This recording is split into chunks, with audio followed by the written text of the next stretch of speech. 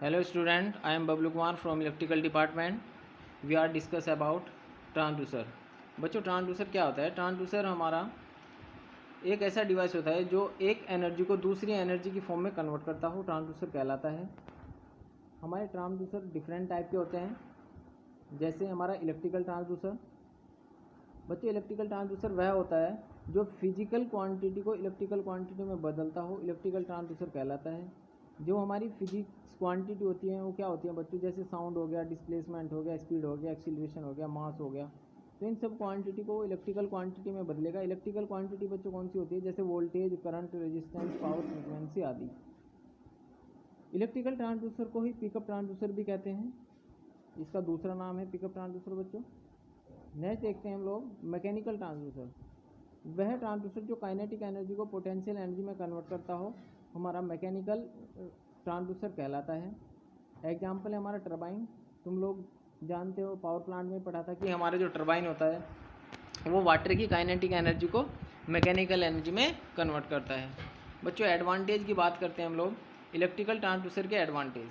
First है हमारा ये एम्पलीफायर या एटेन्यूएटर की सहायता से हम सिग्नल को इसमें घटा सकते हैं या बढ़ा सकते हैं, जबकि मैकेनिकल ट्रांसड्यूसर में ऐसा नहीं होता है।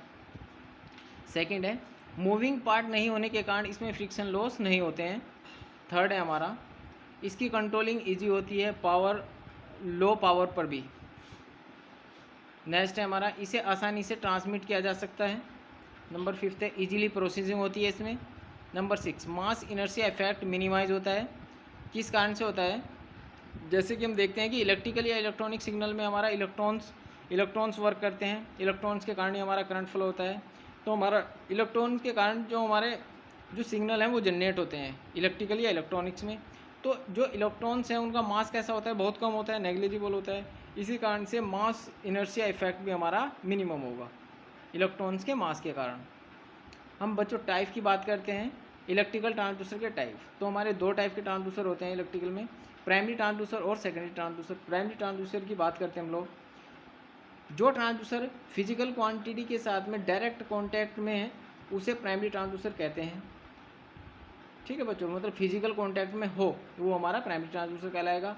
यह डिटेक्टर या सेंसिंग यूनिट होती है जो फिजिकल क्वांटिटी को सेंस करके सेकेंडरी ट्रांसड्यूसर के सूटेबल फॉर्म में बदल देता है। क्लियर है बच्चों? ठीक है, हम देखते हैं अब सेकेंडरी ट्रांसड्यूसर जिनका कांटेक्ट हमारा फिजिकल क्वांटिटी के साथ में डायरेक्ट नहीं होता, हमारा सेकेंडरी ट्रांसड्यूसर कहलाता है। एग्जाम्पल है बच्चों measurement of pressure with the help of the Borden tube and the LVDT. जैसे कि डायग्राम में तुम देख रहे हो कि एक हमने डायग्राम बनाया है। ये क्या है? हमारा एक बोर्डन ट्यूब है। ये देखो, ये क्या हमारा ये ट्यूब है, एक हमारी बोर्डन ट्यूब है। अब बोर्डन ट्यूब इसमें क्या है? ये जो बोर्डन ट्यूब थी हमारी, इसमें देखो बच्चों बोर्डन ट्यूब डायरेक्ट कांटेक्ट में है फिजिकल क्वांटिटी की। कहाँ से? मैंने कहा कि ये जो बोर्डन ट्यूब है अगर मैं इस पर प्रेशर लगाऊंगा, मैं अगर इस ट्यूब के अंदर प्रेशर भेजूंगा या प्रेशर लगाऊंगा, तब ये जो मेरे आगे का पार्ट है, ये पार्ट है आगे का, ये जो पार्ट है आगे का, ये क्या होगा बच्चों? ये एक्सपेंड होने की कोशिश करेगा। एक्सपेंड मतलब सीधा होने की कोशिश करेगा। जब ये एक्सपेंड होगा इसका मतलब ये जो मेरी पुली है, जिस जहाँ पे डिस्प्लेसमेंट होगा, ये जो पुली है, पुली दिख रहा होगा एक वर्ड, ये हमने ट्रांसफॉर्मर की इनपुट से कनेक्ट किया हुआ है। इनपुट से जब कनेक्ट किया हुआ है हमने इसे, तो जो इसकी इनपुट है इसमें वेरिएशन होगा, चेंज होगा। जब इसका वेरिएशन चेंज होगा तो इसका मतलब मुझे आउटपुट V0 इधर सेकेंडरी जो हमारी वाइंडिंग है, इधर V आउटपुट भी मिलेगा मुझे। तो इसके वेरी या इसके डिस्प्लेसमेंट या इसके वेरी होने के कारण मुझे यहाँ से आउटपुट मिलेगा। मीन्स कि यदि मैं इस बोर्डन ट्यूब के अंदर प्रेशर लगाऊंगा तो बोर्डन ट्यूब मेरी आगे से क्या होगी? एक्सपेंड होगी। एक्सपेंड होने से कारण मेरी जो पुली है, पुली के कारण उसमें क्या होगा? डिस्प्लेसमेंट होगा। वो डिस्प्लेसमेंट फिर हमारा हमने एलवीडीटी में पढ़ा था कि जब डिस्प्लेसमेंट होगा तो वोल्टेज की फॉर्म में कन्वर्ट करेगा। तो मैंने इसे प्राइमरी ट्रांसफार्मर की प्राइमरी से कनेक्ट कर दिया। ट्रांसफार्मर की प्राइमरी से कनेक्ट होने के कारण इसमें अब क्या होगा? ये सेकेंडरी का इसका जो फ्लक्स है, सेकेंडरी के फ्लक्स को कट करेगा। यहाँ से मुझे क्या वोल्टेज मिलेगी, तो V आउटपुट में यहाँ से मेजर कर लूँगा। इसका मतलब जो बोर्डन ट्यूब है बच्चों मेरी, वो मेरी क्या है?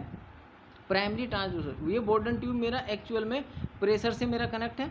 तो इसे ही कहूँगा मैं कि बोर्डन ट्यूब मेरी डायरेक्ट कॉन्टैक्ट में, जबकि एलवीडीटी है जो मेरा, एलवीडीटी मेरा प्रेशर से डायरेक्ट नहीं है, डायरेक्ट कनेक्ट नहीं है, तो एलवीडीटी मेरा सेकेंडरी ट्रांसड्यूसर होगा, और जो बोर्डन ट्यूब है मेरी वो डायरेक्ट कॉन्टैक्ट में है प्रेशर के, तो ये मेरा कैसा होगा, प्राइमरी ट्रांसड्यूसर होगा। नेक्स्ट देखते हैं बच्चों, another type of transducer, analogue and digital transducer. बच्चों एनालॉग ट्रांसड्यूसर की बात करते हैं तो यह ट्रांसड्यूसर जिसका आउटपुट टाइम के साथ साथ चेंज हो तो एनालॉग ट्रांसड्यूसर हमारा कहलाता है। ठीक है बच्चों। डिजिटल ट्रांसड्यूसर वह ट्रांसड्यूसर जिसका आउटपुट 0 या 1 की फॉर्म में हो, डिजिटल ट्रांसड्यूसर हमारा कहलाता है 0 1 की फॉर्म में।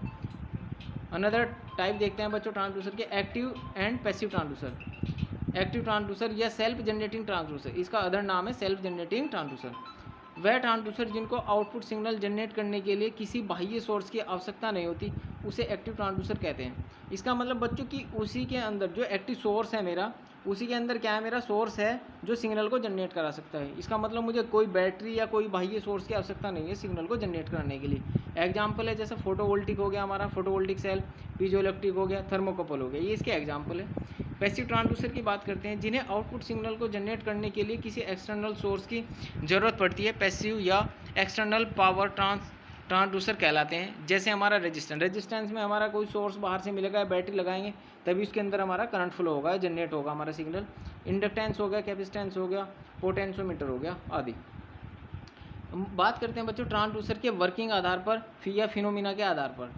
हमारा रेजिस्टिव टाइप भी होता है, इंडक्टिव टाइप ट्रांसड्यूसर भी होता है, कैपेसिटिव ट्रांसड्यूसर भी होता है, इलेक्ट्रोमैग्नेटिक ट्रांसड्यूसर भी होता है और पीजो इलेक्ट्रिक ट्रांसड्यूसर भी होता है। Ionisation transducer, photoelectric transducer, photovoltaic transducer, thermoelectric transducer, photoconductive transducer. Thank you student.